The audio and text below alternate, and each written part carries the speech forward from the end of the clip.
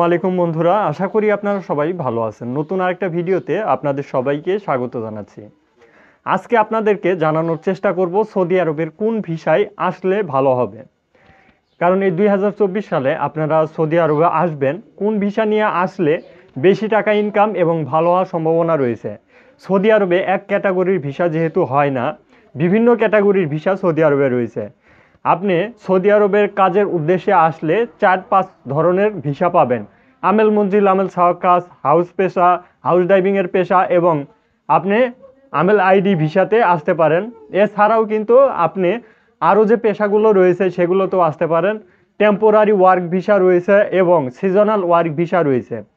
তো এই বিষয়গুলো চিন্তা করে আপনি কোন ভিসা দিয়ে সৌদি আরবে আসবেন, তার আগে আমি আপনাদেরকে জানিয়ে দিই যে সৌদি আরবে বর্তমানে যারা কোম্পানির ভিসাতে ডাইরেক্টলি যারা আসার জন্য পরিকল্পনা করতেছেন, বর্তমান সময়ে সৌদি আরবে কোম্পানির ভিসা অনেকটাই কম হচ্ছে।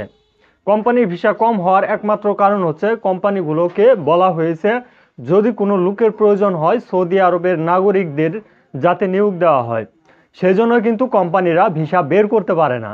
তবে আপনি যদি ছোটো কোনো মহাসংস্থা ধরে ছোটো কফিলের মাধ্যমে ছোটো কোম্পানিতে আসেন, যেমন কফি শপ, রেস্টুরেন্ট, হোটেল এবং আপনার ছোটোখাটো মনোহারি দোকানপাট, এই ধরনের ভিসাগুলো দিয়ে যদি আপনি সৌদি আরবে বর্তমানে এন্ট্রি করেন তাহলে অবশ্যই আপনার ডাইরেক্ট হওয়ার সম্ভাবনা থাকে। কারণ কফিলের কাজ যদি হয় তাহলে সেটা কিন্তু ডাইরেক্ট। কিন্তু বড় বড় টপ লেভেলের কোম্পানিগুলোর ভিসা, যেমন অনেকেই কিন্তু আলমারাই কোম্পানির ভিসা নিচ্ছে ইদানিং আমি দেখতেছি।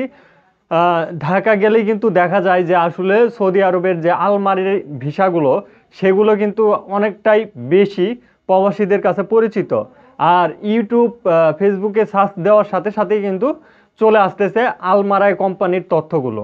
তো অবশ্যই আপনারা যে এই প্রবাসীগুলো আপনারা আলমারাই ভিসাগুলো নিচ্ছেন, তারা 100% সাপ্লাই একটা কোম্পানির ভিসা নিচ্ছেন, এটা আমি আপনাদেরকে বলতে পারি। এখন আপনি কোন ভিসা দিয়ে আসলে সবচাইতে বেটার এবং ভালো হবে সেই বিষয়টা আমি ভিডিওর মধ্যেই বলেছি যে আপনারা ছোটো কোনো মহাসংস্থা ধরে যদি আসেন, তো অনেকেই কিন্তু একটা ভুল করেন যে ভিসা নেওয়ার ক্ষেত্রে বুঝতে পারেন না আপনি কোন ভিসা দিয়ে আসলে আপনার ছোটোখাটো কোম্পানিতে আপনি কাজ করতে পারবেন। সে বিষয়টা আমি আপনাদেরকে জানিয়ে দিই। সৌদি আরবে আসতে গেলে আপনাকে মনে রাখতে হবে যে আপনার কফিলের কোন ধরনের কাজ রয়েছে। আপনি যদি হাউসকিপিং, এরপর হাউস ড্রাইভিংয়ের কাজগুলোতে আসেন, সেগুলো কিন্তু প্রতিষ্ঠানের কাজ না, পার্সোনাল একটা সৌদির আন্ডারে কাজ করতে হবে। সিজনাল ওয়ার্ক ভিসা এবং আপনার যে টেম্পোরারি ওয়ার্ক ভিসাগুলো হয়ে থাকে সেইগুলো ভিসা দিয়ে আসলে আপনি একটা পার্সোনাল টাইমে কাজ করবেন, তারপরে সৌদি আরব থেকে ব্যাক করতে হবে। যদি ব্যাক না আসেন তাহলে আপনাকে সৌদি আরবে অবৈধভাবে থাকতে হবে। তো আমরা কেউ চাই না 3-4 লাখ টাকা খরচ করে সৌদি আরবে আসার পর অবৈধ হয়ে যেতে। তো আপনারা যারা এই ধরনের সিচুয়েশনে পড়তে চান না তাদেরকে বলবো আমেল আইডি ভিসাতে আসতে হবে। আর আমেল আইডি ভিসাতে আসলে আপনি কিভাবে বুঝবেন যে এটা ডাইরেক্টলি আমেল আইডি ভিসা কিনা? আমেল আইডি ভিসাতে আসলে আপনার কফিল কিংবা কোম্পানি খারাপ হলেও আপনি ট্রান্সফার নিয়ে ভালো কোনো কোম্পানিতে কাজ করতে পারবেন, এটার একটা সুযোগ রয়েছে। কিন্তু আরও যে ভিসাগুলো রয়েছে, temporary work visa, seasonal work visa এবং আমেল মঞ্জিল, আমেল সাওয়াকাস, এই ভিসাগুলো দিয়ে যদি আপনি আসেন তাহলে কিন্তু ট্রান্সফার হওয়ার কোনো সিস্টেম নেই। আছে, তবে অনেক ধরনের কাঠখড় পোড়াতে হয়।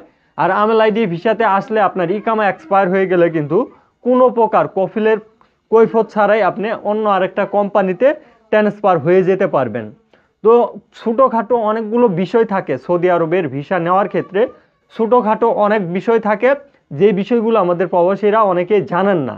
আপনারা টপ লেভেলের কোম্পানিগুলোর পিছনে দৌড়াচ্ছেন, টপ লেভেলের কোম্পানির ভিসাগুলো নেওয়ার চেষ্টা করতেছেন।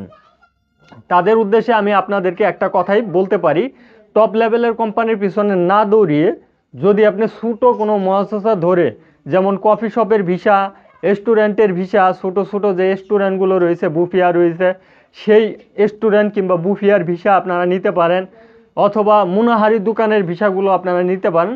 সেই প্রতিষ্ঠানগুলোতে, মানে ছোটোখাটো যে প্রতিষ্ঠানগুলো আছে সৌদি আরবে, সেই প্রতিষ্ঠানগুলোতে যদি আপনারা আসতে পারেন তাহলে লাকিলি আপনি ডাইরেক্ট কোম্পানিতে এবং ডাইরেক্ট কফিলের মাধ্যমে কাজ করবেন।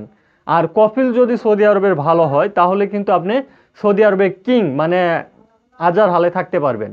আর এটা অবশ্যই সত্য কথা, টাকা ইনকাম করা ব্যাপার না যদি আপনার কফিল ভালো থাকে।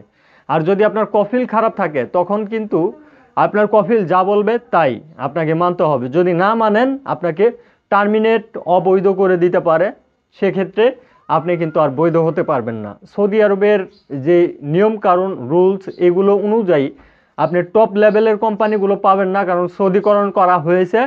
সৌদিকরণের কারণে টপ কোম্পানিগুলোর ভিসা একেবারে বন্ধ রয়েছে।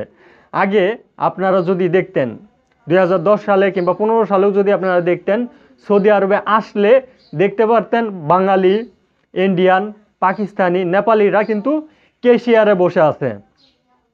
আর এই বর্তমান সময়ে আপনি সৌদি আরবে আসলে দেখতে পারবেন সৌদি নাগরিকরা কেশিয়ারে বসে আছে। তার মানে জল কতটা ঘোলা হলে এরকম পরিস্থিতি হতে পারে আপনারা বুঝতেই পারতেছেন। সৌদি আরবের বর্তমান পরিস্থিতিতে আপনারা শপিং মলগুলোতে কাজ করতে পারবেন না। রেস্টুরেন্ট, ভালো ভালো যে রেস্টুরেন্টগুলো রয়েছে সেগুলোতে আপনারা কেশিয়ার পদে কাজ করতে পারবেন না। এছাড়াও আপনার যে মুনাহারি দোকান যদি আপনি ব্যবসা বাণিজ্য করতে আসেন, সেক্ষেত্রেও কিন্তু সৌদি নাগরিকদেরকে নিয়োগ দিতে হবে এবং কেশিয়ারে বসাতে হবে। অনেকটাই জটিল হয়ে গেছে সৌদি আরবের শ্রমবাজার। আর এ অনুযায়ী আপনাদেরকে সৌদি আরবে আসার পর চলতে হবে, এটাই বাধ্যতামূলক।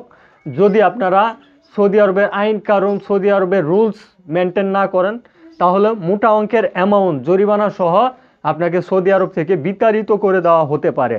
তাই আপনারা যারা 3-4 লাখ টাকা, 5 লাখ টাকা খরচ করে সৌদি আরবের বর্তমান সময়ে ভিসা নিয়ে আসার জন্য পরিকল্পনা করতেছেন, ভালো ভিসা হচ্ছে একমাত্র আপনার যে নিজস্ব কফিলের কাজ, সেই কাজে যদি আপনি আসতে পারেন সেটাই হচ্ছে একমাত্র ভালো ভিসা।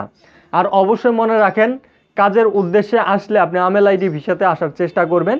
সেখানে আসার পর কিন্তু আপনার কফিল যদি খারাপও হয়, আপনি ট্রান্সফার নিতে পারবেন। সৌদি আরবের ভিসার অনেক ধরনের নিয়ম কানুন, অনেক ধরনের সিচুয়েশন রয়েছে। এটা একটা ভিডিওতে যদি আমি আপনাদেরকে বলতে চাই তাহলে বুঝতে পারবেন না। সেই জন্য অবশ্যই আমাদের এই চ্যানেলটি সাবস্ক্রাইব করবেন এবং পাশে থাকা বেল বাটনটি অল করে দেওয়ার চেষ্টা করবেন। ভবিষ্যতে যে ভিডিওগুলো আমরা দিব সেই ভিডিওগুলো আপনারা দেখলে উপকৃত হবেন, এটা আমি আশা করতেই পারি। অবশ্যই আপনারা আজকের ভিডিওটি এ পর্যন্তই। যদি কোনো ধরনের কোনো কমেন্ট এবং প্রশ্ন থাকে করতে পারেন। ধন্যবাদ সবাইকে। সালামু আলাইকুম।